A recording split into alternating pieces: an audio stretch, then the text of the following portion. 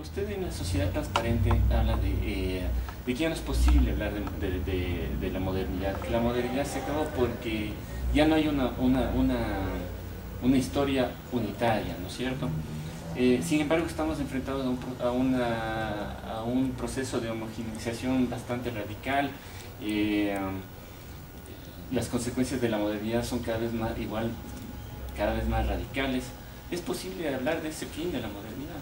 Sí, yo creo que es posible porque de un lado es verdad que la homologación del todo, no paradójicamente, efectivamente pasa es muy visible, es decir, que el mundo es más unitario que otra vez.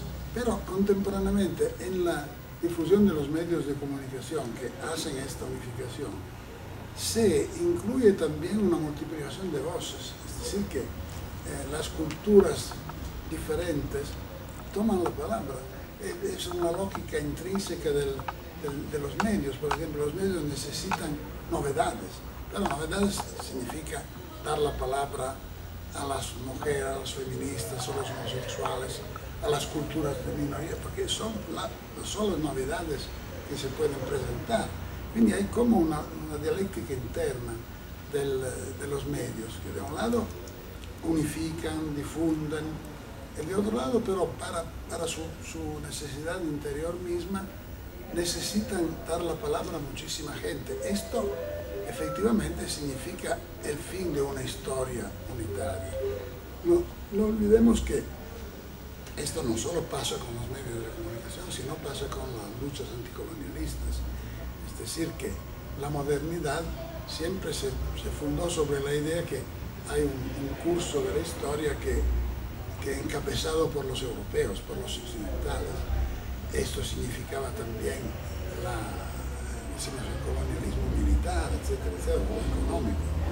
Ahora, en el siglo XX hay como una multiplicación de revueltas anticoloniales que nos impiden a nosotros europeos hablar de los africanos o de los latinoamericanos como pueblos subdesarrollados, primitivos, que todavía no han llegado a nuestra fase. Esto era el fin de la modernidad, porque uno de los tratos característicos de la modernidad era que el valor principal en ella era de ser modernos. Hay una battuta que creo es de Baudelaire, siempre me confundo si es de Baudelaire o de Rimbaud. Il faut être absolument moderne.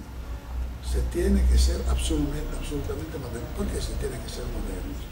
Porque pensamos que la modernidad es la más avanzada punta del progreso, con P mayúscula, unitario, etcétera, etcétera. Ahora, cuando no se puede más pensar en esta unidad de la historia humana encabezada por la modernidad europea, se acabó la modernidad. Esto es simplemente el punto.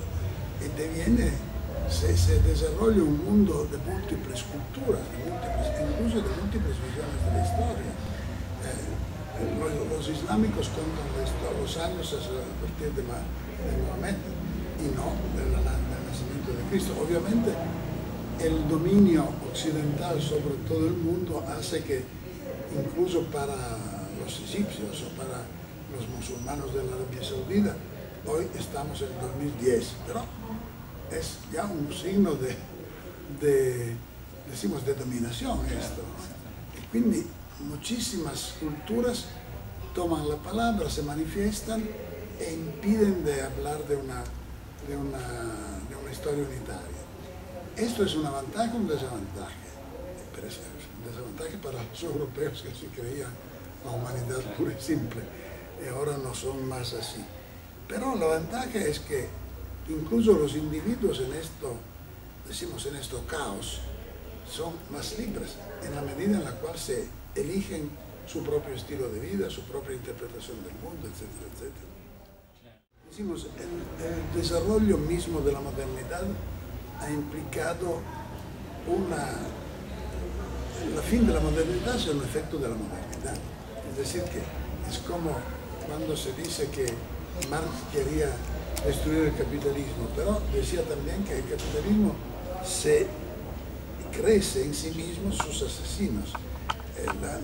Por ejemplo, hoy si hay una posibilidad de transformar la sociedad en un sentido, decimos, socialista, es porque la gente se acostumbró a consumir mucho, se acostumbró a utilizar los medios de comunicación y no tolera más estructuras demasiado rígidas, demasiado opresivas. Esto es interesante, porque finalmente no hacemos una transformación que llega de un otro planeta. Yo no llego de Marte, soy uno que es hijo de esta historia, que es conducido por esta historia misma a una transformación de la situación.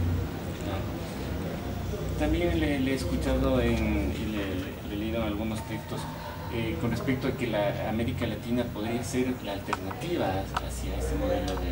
Sí, esto es una idea seria que tengo, pero siempre cuando estoy en América Latina, los latinoamericanos me dicen, ¿tú crees realmente que nosotros vamos a hacer? Exactamente, porque hay una tendencia efectivamente hacia más bien occidentalizar, ¿no? Sí, hacia copiar modelos de Europa, de Estados Unidos, básicamente. Sí, yo creo que sería un punto interesante de identidad latinoamericana, intentar desarrollar lo más posible su propia herencia local, de cultura andina, de sentido de la comunidad, de cosas como esta.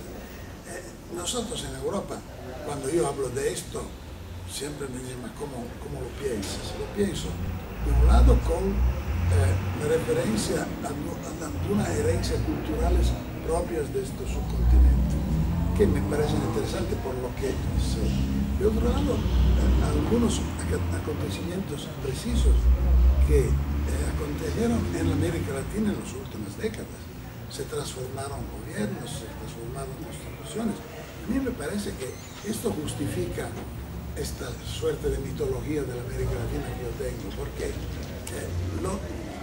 continente donde aconteció algo significativo en la historia contemporánea, en América Latina. En Europa no se transforma nada, se repite. Los Estados Unidos no hablamos.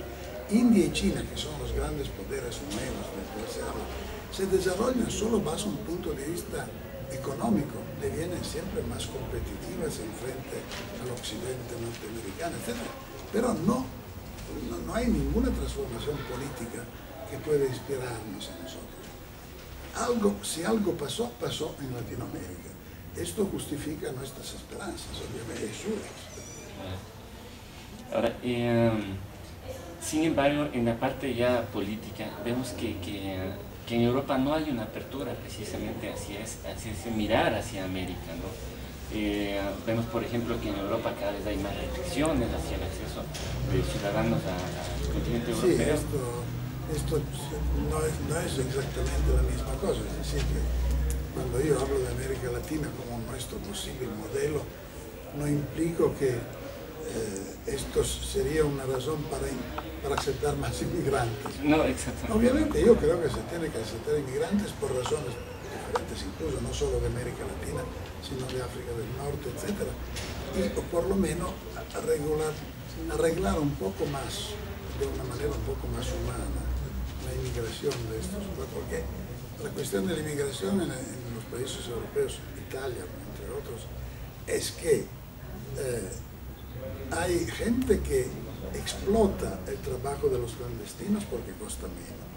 Y hay gente que tiene miedo de los clandestinos porque como son clandestinos, son dispuestos a devenir delincuentes, etc.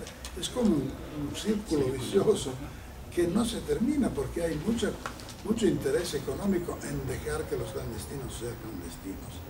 Quindi es todo un grande pasticcio que esperamos resolver.